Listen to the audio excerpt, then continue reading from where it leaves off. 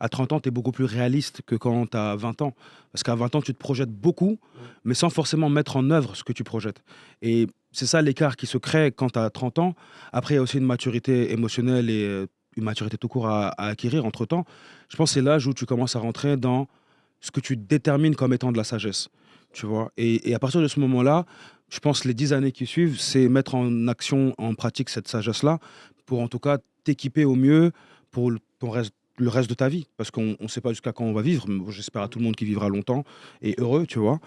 Et en tout cas, c'est ça, tu vois. Moi, personnellement, pour moi, la trentaine, je ne l'ai pas vu passer. Parce que je me suis dit, moi, j'ai fait ce travail-là. Peut-être que je me suis prémuni contre plein de choses, mais peut-être qu'aussi, j'ai pas trop vécu ma jeunesse parce que j'ai beaucoup travaillé.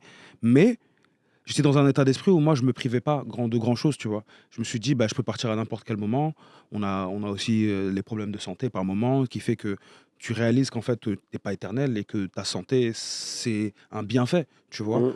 Et on peut tous être d'accord ici, quand tu as 30 ans, tu as vu, quand tu vas jouer au foot, tu te blesses, c'est pas la même chose. Ah oui. La convalescence, elle n'est pas pareille, hein. Les nuits Mon gars, blanches, les soirées. avant, ça oh se là là. réparait tout seul. Là, tu fais une nuit blanche, tu prends 2 jours pour dormir. Tu vois. 2 jours, tu dors non-stop.